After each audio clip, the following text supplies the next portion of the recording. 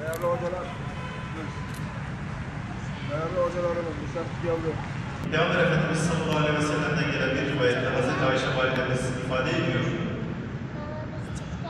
Hazreti Fatıma validemiz, Peygamber Efendimiz sallallahu aleyhi ve sellem buna hitap ediyor ki, ya Fatıma diyor, kurban günü, kurbanın kesilirken başında hazır bulun.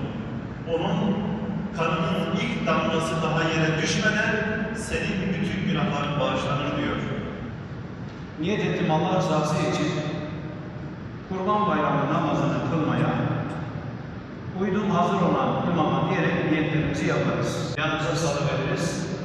Allahu Ekber'de suresi ve kısa bir zamm-ı sure okuduktan sonra o şekilde selam veririz. Ardından hutbeye geçerler. Hutbeyi de dinler.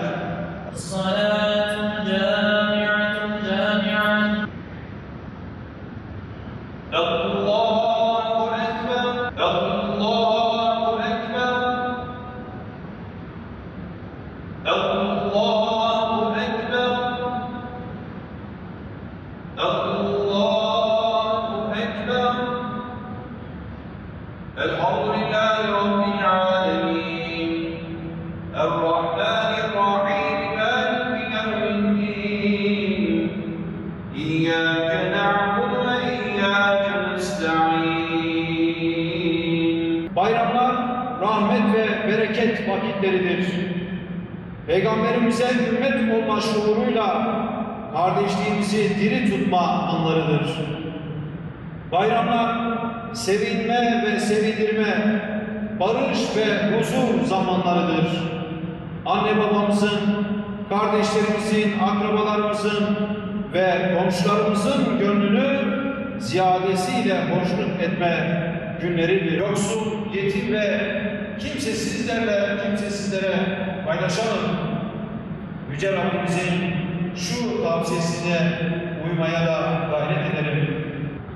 Bayramlar kardeşlik ve muhabbet günleridir.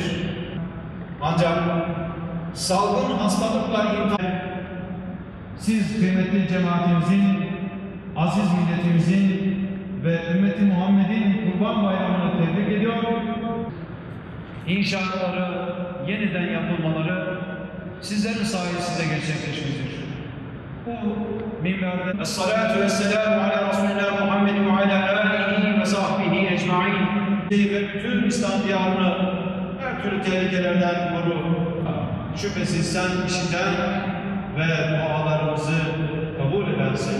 وَتُنْجِينَا بِهَا مِنْ جَمِيعِ الْأَهْوَالِ وَالْآفَاتِ وَتَرْفَعُنَا بِهَا عِنْدَكَ عَلَى الدَّرَجَاتِ حَسْبُنَا اللّٰهُ وَنِعْمَ الْوَكِيلُ نِعْمَ الْمَوْلَى وَنِعْمَ النَّصِيرُ يَا أَرْحَمَ الرَّاحِمِينَ وَسَلَامٌ عَلَى الْمُرْسَلِينَ.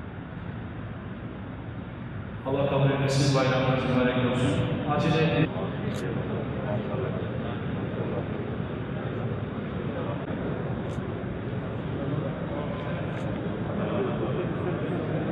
Cenab-ı Allah'a hamd ediyoruz.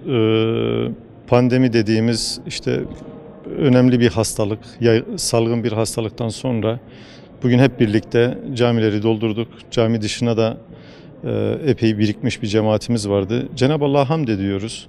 Bayram namazımızı ifa ettik. Bundan sonra da malumunuz bugün Kurban Bayramı. Kurbanlarımızı keseceğiz. Cenab-ı Allah yapmış olduğumuz bütün ibadetleri, kurban ibadetimizi en güzel şekilde kabul eylesin. Ve özellikle hocamız duada da belirtti. Bu Kurban Bayramı, yapılan dualar, semaya açılan eller, bu bela ve musibetlerin, hastalıkların bir an önce üzerimizden def-ur ref'i için amin dedik. Dualara amin dedik. İnşallah Rabbim daha güzel günleri, Müslümanların birlik, beraberlik içerisinde bayram namazlarını ifa edecekleri, bayram namazlarını kılacakları ve diğer vakit namazlarını normal şekilde kılacakları günlere bu bayram vesilesiyle bizleri ulaştırır. Böyle temenni ediyoruz. Güzel bir gün, bayramı idrak edeceğiz, çoluk çocukla bayramlaşacağız. Tabii eski bayramlar gibi olmasa da nispeten bir huzur içerisinde, güzellik içerisinde idrak edeceğiz. Rabbim tekrarını nasip eylesin. Rabbim bütün İslam aleminin ve bütün herkesin kurbanını kabul etsin. Bugünleri daimi olarak bize nasip etsin. Can sağlığı, sıhhat, afiyetle yaşamamızı ihsan etsin inşallah. İşte bugün inşallah kurbanımız kesilecek nasip olursa.